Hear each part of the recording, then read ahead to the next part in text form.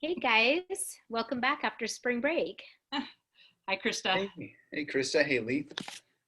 I hope you guys all had a nice 9 days off. I know that we are up and over the hill and we are having a fast descent, even though it seems like in the moment it can be taking a while. We've got 46 school days left if I've done the math, and that's I think 64 actual days. I don't know about the two of you, but this week I've spent a lot of time in classrooms talking to kiddos about our expectations and our hopes for the remaining part of the last year so they can finish strong. We've got our in-person hybrid learners coming back this week, and we have our distance learners learning from home this year for the rest of the year. So just trying to remind them of the different tools and skill set they can have to finish strong. Are you guys experiencing the same? Yeah, I'd say pretty much. It's been, it's been a joy to have students back on campus. It's starting to feel a little bit more like, school again.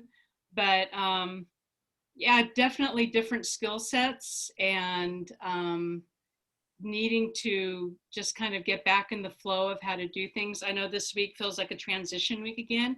It really kind of feels like the first week of school. I think even for distance learners, it might feel a little bit like the first week of school again, because they're now a lot of times they're having to share their time with students that are in the classroom. So learning to have empathy for the teacher as they're learning how to do things, and patience with each other. And again, those important tools of being able to wait and take your turn and just using good communication. I think all of those are being worked on right now. And I think as the spring goes on, I think those should kind of be the emphasis this year on how to just be together again as a community, whatever mode you're in. Yeah, yeah. It was really cool to see. With our younger kiddos, they were cruising right on campus. And I think in most typically, the TK kindergartners have kind of a tough time coming on campus for the first day of school, but they were ready to go today, and a lot of the parents were in a really positive way ready for their kids to go. And so that was cool. I definitely saw with our seventh graders a lot more hesitation of like, this is a new campus. There's all these new people, gonna have to figure it out. And it's been, I mean, kind of similar conversations where I've just been talking to kids and parents about starting this new, maintaining like flexibility, and like we're going to be learning new things and we're going to have to adapt and roll with stuff, um, and asking questions. Definitely told a lot of the kids, if you don't know something, ask someone. Mm-hmm. There's a ton of rules, and I'm still learning lots of them. So if you don't know, just ask. Yeah, Yeah. I know a lot of the theme that I've been talking about this week has to do with anxiety and the uncertainty. A lot of the little kids have been talking about, oh, I'm going to be staying home to learn, and my one of my best friends is going back to hybrid to learn in person, and they're nervous about the friendships. And we talked a lot about friends are friends no matter where you're learning from, and learning is learning. There isn't a right way or a wrong way, and every student, every family gets to decide what best modality is best for them, going to work for their household. But talking about different tools to manage the anxiety effectively, and really talking to a trusted adult to get those feelings out, and then really talking about what can help you finish the school year. We can see the finish line. We want to cross it strong, and what it is to be a good scholar, and talking about some of the habits that we are hoping that they have developed by now of, participation and doing your schoolwork and turning it in and logging in and being on time, and some of those skill sets, the soft skills as we talked about months Yeah, the ago. soft skills and establishing that routine at home. And it doesn't matter whether you're back on campus 2 days a week or whether you're still on full distance learning, just having those routines. I think now is a really good time to really kind of cement them, because we will have a few weeks off over the summer before we really come back, hopefully full bore and with everybody back in a quote unquote normal setting. But now is a really good time to start practicing those things. Even something as easy as, what time do you go to bed? What time do you get up in the morning? When do you eat breakfast? When do you do homework or schoolwork? Do you do it, in the afternoon? Do you do it after dinner? just developing all of those routines and things, I think that too helps with anxiety, because it will help the student feel more in control of what their day looks like. So, and also I think for the parents as well, if you have those routines, it just makes it that much easier to kind of get through the day and be in those routines. And then, oh yeah, this is the time that we do this. So it just makes it easier to develop those habits now. And especially for kids that have a little bit of that fear or anxiety, it just predictability makes them feel so safe. Mm-hmm. Yeah, it's absolutely huge. And I think it's important to remember, at least for, for some of the kids that have like maybe a little bit more of a harder time transitioning. Gosh, I totally lost what I was thinking. Right into your head, didn't it? Oh man, I had a thought and then it just like it went out. It went out to that nice spring day. I know. Oh man. It'll pop back into. I know I was doing. It will. So when you're ready, Mr. Taylor, just raise your hand and let us know, and we'll come back to you. Sounds I want good. to share something that I learned from a second grade student doing a Komochi lesson, and it was talking about the different styles of learning and how important we really understand and recognize and respect that learning is learning. It doesn't matter where you're at. But we talk about the breathing tool, and every feeling that we were talking about, the breathing tool seemed to be one of the first things you can do to slow your mind down that can help you access all of the other different tools to use. And she came up with breathe and believe. And her believe meant, we can have the challenges and the things that can make us feel anxious, but when you believe in something, it helps you to be optimistic and remember all the things that are going well or right, or things you're looking forward to. And I thought it was just a really cool thing for, an 8-year-old child to remind us of. So out of the mouths of babes. It's true. Right? No. That's wonderful. Did you remember it, Taylor? No, it's still swirling around. I don't know.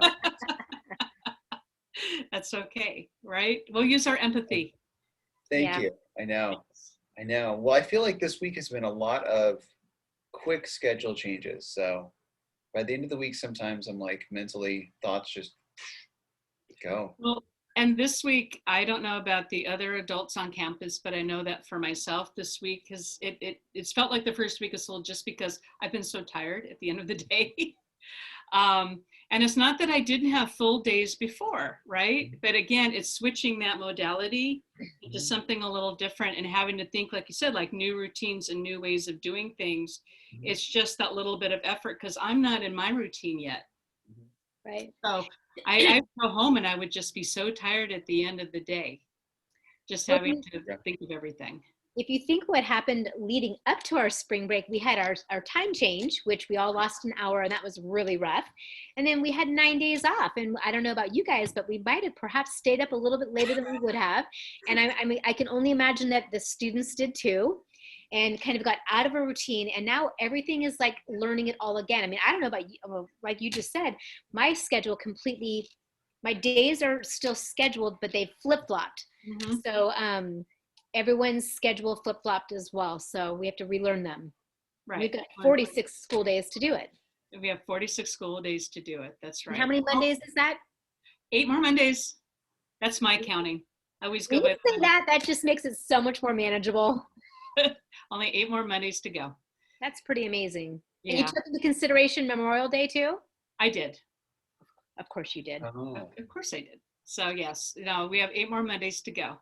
So we've totally got this. We've got this. Yeah, we do. And I think, and our students still have it just from even, like I said, even the ones that are still on full distance learning that we've had participate in class, we, in our classroom, we put them up on the screen behind us. So they're actually part of the class.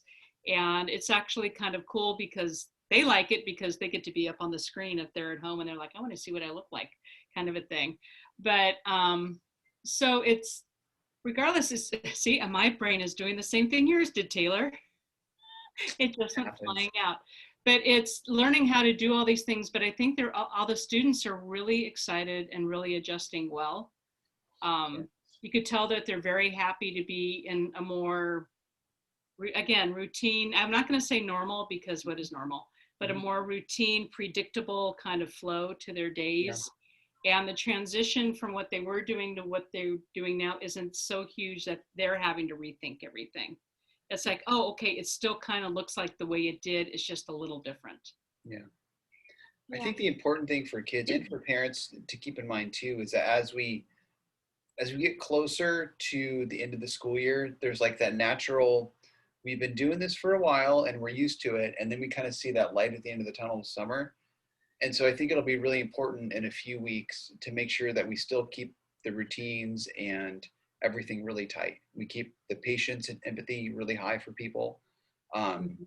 and we don't let things lax. Because for adults and for kids, It's you know, true. It's true. Having clear boundaries and expectations with what it is to be a good scholar. And I love the empathy piece of it because there's a way of doing it with kindness and a lot of care in your heart.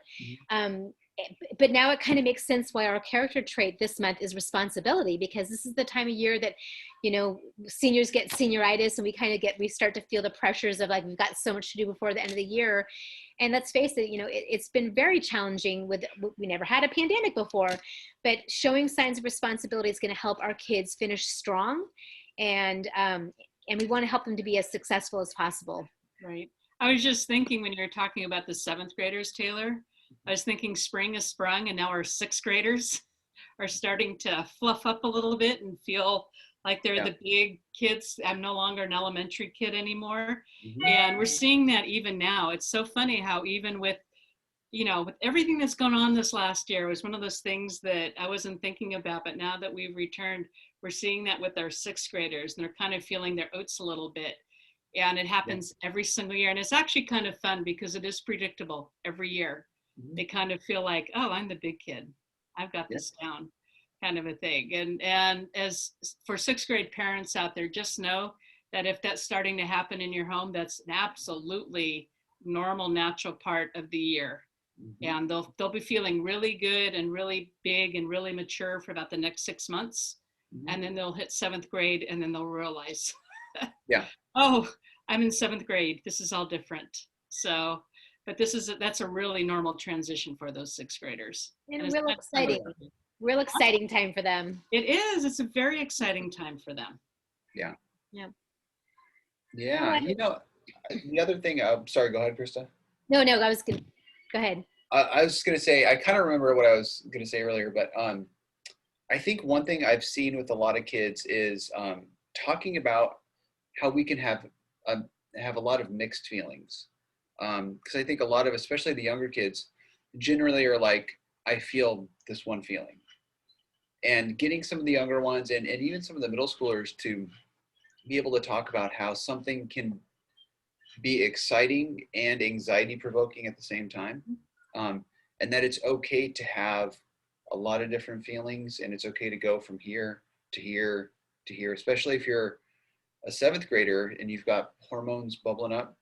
You're going to be here, and then you might be over here, and then you might be back here, and there might be no cause, but you're way over here. Right. And it's all this big, right? Right. Not this big, it's this big.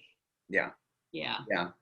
But that's where that I think that empathy piece is so important, because if someone does have a really big feeling of whatever it is, we don't know their experience, we don't know what's going on with them, and it's just important to keep in mind that like this is all new for everyone, and for one person this could be a pretty mellow situation, and for another person this could be the most difficult situation they've ever dealt with. Mm-hmm.